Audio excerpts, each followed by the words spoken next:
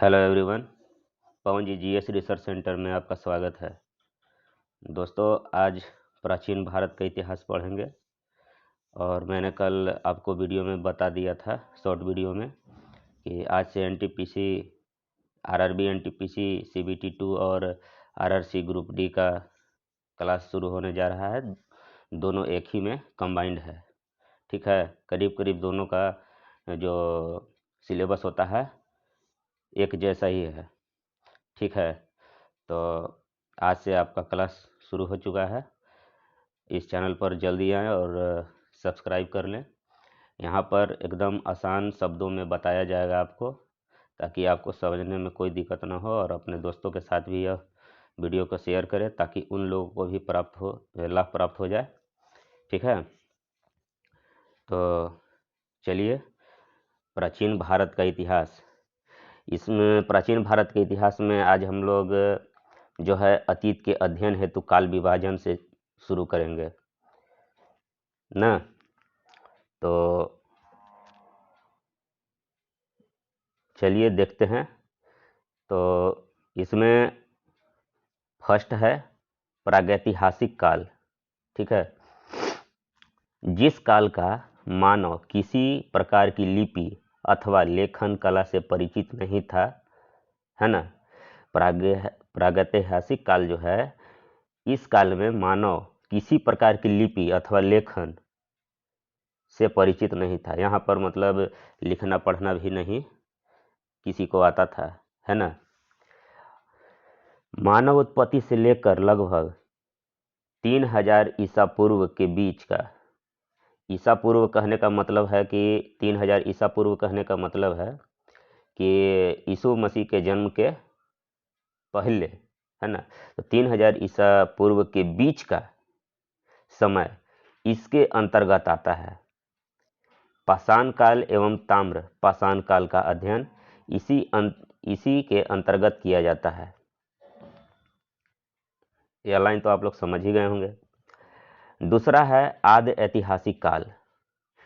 इसका कहने का मतलब है कि जिस काल का मानव किसी न किसी प्रकार की लिपि से परिचित था, लेकिन वह लिपि अभी तक पढ़ी नहीं गई है, ठीक ना। कहने का मतलब है कि आदि ऐतिहासिक काल जो है ना, तो इसमें किसी प्रकार के कोई लिपि से परिचित नहीं था, लेकिन वह जो है अभी तक पढ़ा नहीं जा सका है ना। तो हड़प्पा सभ्यता एक वैदिक सभ्यता का अध्ययन इसी के अंतर्गत किया जाता है। देखिए दोस्तों, आपके एग्जाम में जो है ना, यहीं से घुमा फिरा करके सवाल पूछा जाता है। इसी प्राचीन भारत से आपका पूछेगा, मध्यकालीन भारत से पूछेगा और आधुनिक भारत से पूछेगा।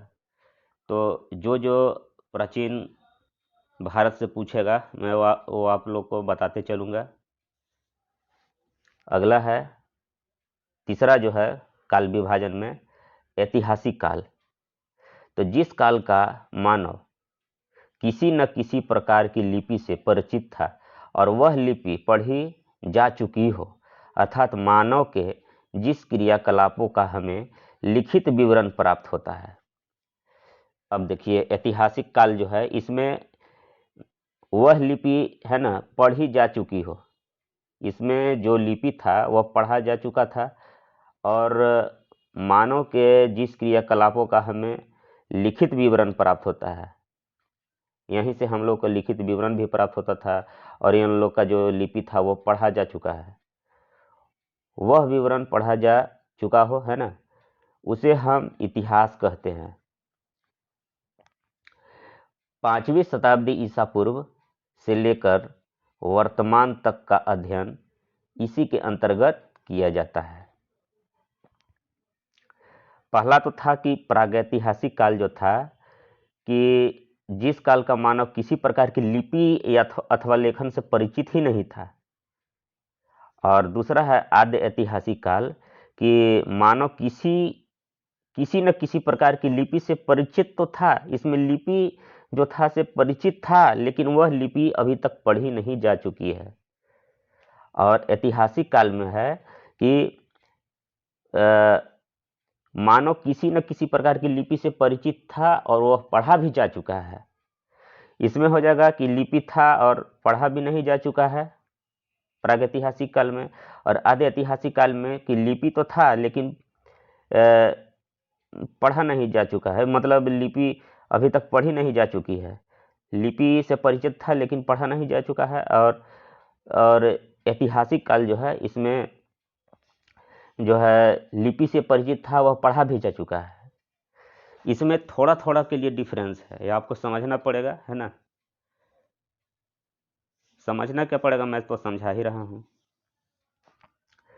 और बस केवल आप लोग को ये याद रखना पड़ेगा थोड़ा सा बस, ताकि आप लोग जो है सो काल को विभाजन कर सके, ताकि आप लोगों को आगे कोई दिक्कत ना हो जब मैं इस टॉपिक को पढ़ाऊंगा, प्रागैतिहासिक काल, आधे ऐतिहासिक काल और ऐतिहासिक काल में।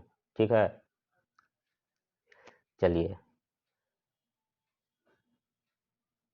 प्रागैतिहासिक काल जो है ये हम आप लोग को कल बताएंगे।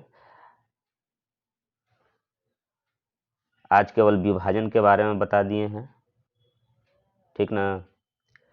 तो कल हम इसके बारे में पढ़ेंगे, प्रागैतिहासिक काल के बारे में। फिर उसके बाद पढ़ेंगे आधे ऐतिहासिक काल और ऐतिहासिक काल। चलिए, तो अब हमें आज्ञा दीजिए, फिर हम कल उपस्थित होंगे अगले टॉपिक के साथ।